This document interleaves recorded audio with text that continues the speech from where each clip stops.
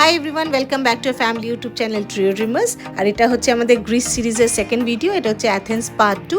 Part 1-এ already আমরা পুরো অ্যাক্রোপলিসটা খুব সুন্দর করে ঘুরেছি। আর এর লিঙ্কটা দেওয়া আছে ডেসক্রিপশন বক্সে, স্ক্রিনের মধ্যে আমি লিঙ্কটা দিয়ে দিয়েছি। If you are interested you can go to the link and see part 1। আর এর সঙ্গে আমরা প্লাকা টাউনটাও সুন্দর করে এক্সপ্লোর করেছি। It was really nice. ওখানে ভীষণ সুন্দর খাবার ছিল, Greek food we have tasted there.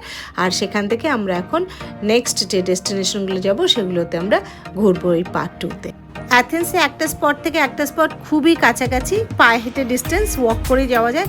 But if you want you can avail for the hop in hop out bus service. আর এখানে এই বিগ বাস অ্যাথেন্স এটাও আছে, তো from the app we can book and we can avail that also. But আমরা পুরোপুরি পায়ে হেঁটে ঘুরেছি। পায়ে হেঁটে ঘোরার একটা আলাদা আনন্দ, একটা আলাদা charm, and you can just explore the whole city.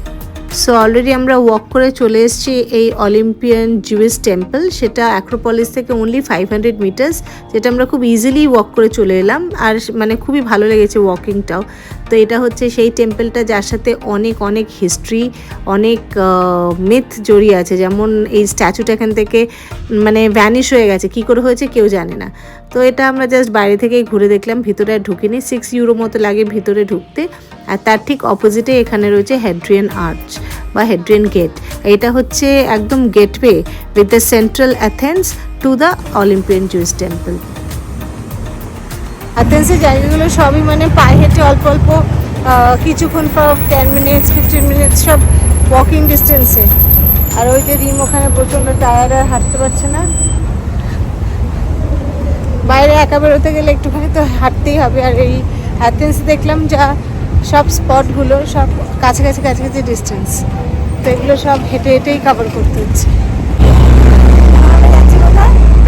Stadium, এটা হচ্ছে ফার্স্ট অলিম্পিক্স হয়েছিল এই স্টেডিয়ামে, তো আমরা সেইটাই যাচ্ছিলাম। এখান থেকে আরও 5-7 মিনিটের রাস্তা।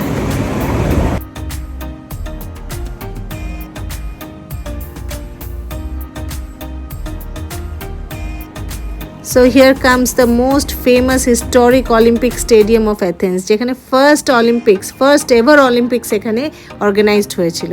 এটা 6th সেঞ্চুরি বিসিতে বিল্ড হয়েছে, আর 1896-এ এটা রেনোভেট করা হয়েছে।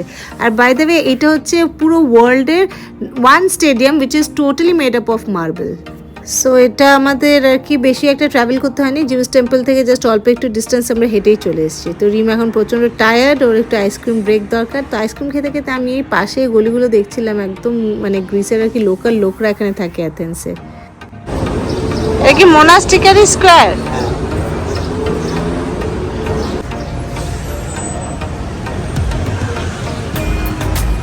মামা মোনাস্টিকারি স্কোয়ার দেখা থেকে এখানে কি পাওয়া যায়, একটু শপিং এরিয়া। আমাদের অ্যাথেন্সে আজকে লাস্ট, কালকেও বেরিয়ে যাবো সকালবেলা। মেট্রো হ্যাঁ।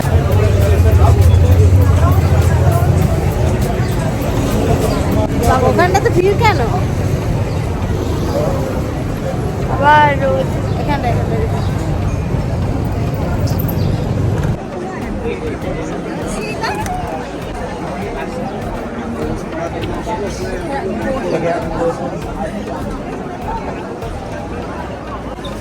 এখানে প্রচুর টুরিস্ট, বাট ইন্ডিয়ানস ভীষণ কম।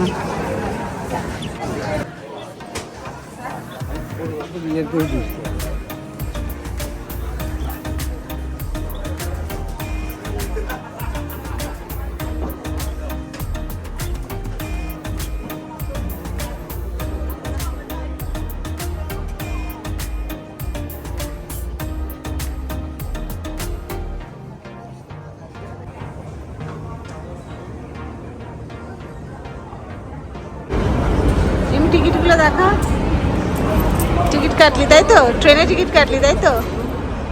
দেখা কার্ডগুলো। এই কার্ডটা দিয়ে বাসে ফাসে যাওয়া যেত সব, বুঝতে পেরেছিস? 1.5 ঘন্টা সব কিছু হবে।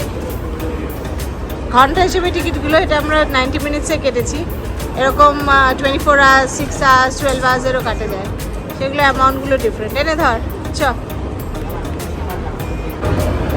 সো মেট্রো করে এখন আমরা যাব প্রেসিডেন্সিয়াল প্যালেসে। সেটা যাওয়ার জন্য আমরা একটা শর্টকাট রুট নিয়েছি। এখানে একটা পার্কের ভিতর দিয়ে আমরা যাচ্ছি ওখানে। এই একজন স্লো মোশন আর এই একজন স্লো মোশন।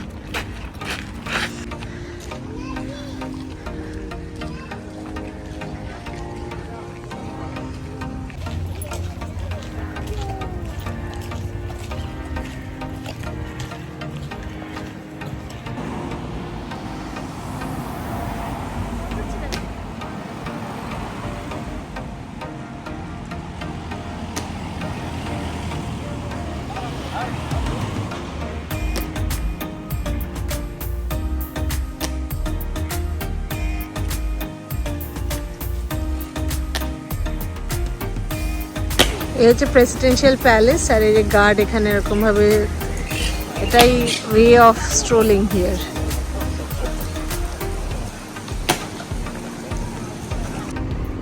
সো অলরেডি আমাদের অ্যাথেন্সের যেগুলো মেন স্পট ছিল, যে অ্যাট্রাকটিভ ট্যুরিস্ট স্পটগুলো ছিল, সেগুলো সবই আমরা কভার করে নিয়েছি। অলরেডি আমরা ক্যাবে উঠে গেছি, এখন আমরা হোটেলের দিকে অলরেডি স্টার্ট করে দিয়েছি। তো মোটামুটি সবই আমরা কভার করেছি।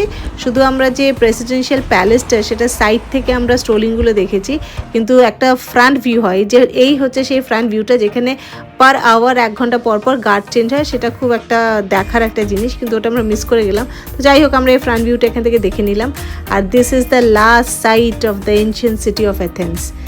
একদম দারুণ সিটি, প্রতিটা বিল্ডিং, প্রতিটা জায়গায় যেন তাকালেই মনে হচ্ছে যেন একদম history is filled up with it. So finally আমরা অ্যাথেন্সকে বাই বাই বলে কালকে আমরা বেরিয়ে যাব। এখন আমরা হোটেলের দিকে যাচ্ছি। এখনও মোটামুটি একদম মনে হচ্ছে যেন বিকেল, বাট অনেকটাই টাইম হয়ে গেছে। আমরা হোটেলে ফিরে একটু ফ্রেশ হয়ে আগে আমরা বেরোবো একটুখানি, আশেপাশে একটু ঘুরে দেখি কি দেখা যায়। So let's go, first will go for the hotel.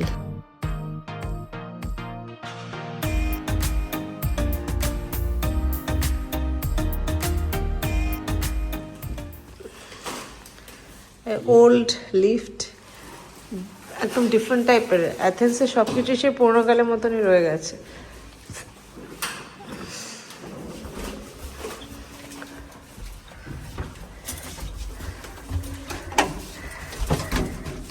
দরজাটা বন্ধ হলো, এটা অটোমেটিক বন্ধ হয়ে যাবে।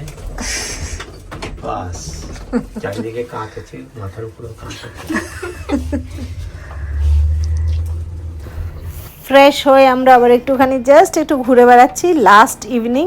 তো দেখি একটু সামনে কাছাকাছি কোথাও কোনো ইন্ডিয়ান রেস্টুরেন্ট পাওয়া যায় কিনা। রিম কয়েকদিন ধরে ঠিকমতো আর কি খাবারটা ঠিকমতো পাচ্ছে না, তো একটুখানি আজকে দিনের বেলা আছে। কালকে তো যখন ফিরেছি তখন একদম অন্ধকারের মধ্যে যেখানে পেয়েছিলাম সেখানেই খেয়ে নিয়েছিলাম।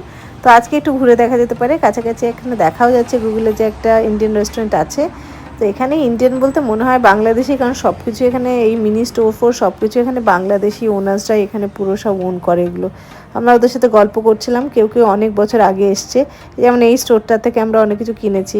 তো ফাইনালি আমরা একটা ইন্ডিয়ান রেস্টুরেন্ট পেয়েছি, সেখানে আমরা একটুখানি ইন্ডিয়ান খাবার অর্ডার করেছি।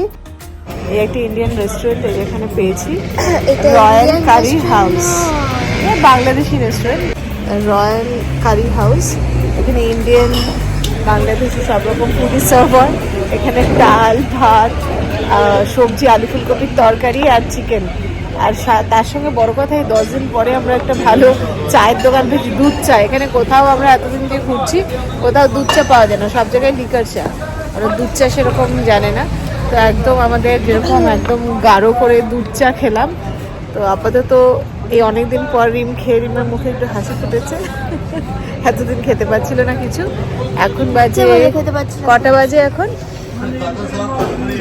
এখন বাজে কটা? এখন বাজে হচ্ছে 8:50।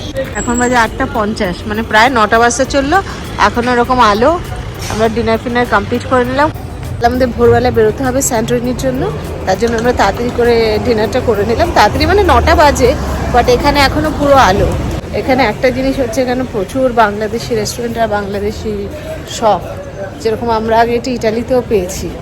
তো যাই হোক, ওখান থেকে আমরা খেলাম অনেকদিন পরে, একটুখানি ইন্ডিয়ান ফুড পেলাম বলে খেয়ে নিলাম। খেয়ে দিয়ে এখন আমরা যাচ্ছি হোটেলে।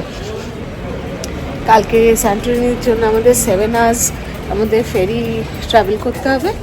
তো সেটার জন্য এখন একটুখানি শুকনো খাবার কিছু আমরা কিনে নেব, যাতে ওখানে আমাদের কিছু অ্যাটলিস্ট সঙ্গে থাকলো, কারণ অনেকটা টাইম, ভোরবেলা তো কিছু না খেয়ে বেরিয়ে যেতে হবে। অত সকালবেলা 6টার সময় বেরিয়ে যাব আমরা। 6:30টার সময় আমাদের ফেরি আছে। তো যাই এখন দেখি ওই যে মিনি স্টোর্সগুলো আছে সেগুলো সব ওন্ড বাই বাংলাদেশি, তো সেখান থেকে আমরা কিছু শুকনো খাবার কিনে নেব, নিয়ে আমরা হোটেলে চলে যাবো। তো আজকের মতো দিনটা এখানে কমপ্লিট হয়ে গেল, তো আমাদের অ্যাথেন্সও শেষ হয়ে গেল। কালকে we are heading off for Santorini.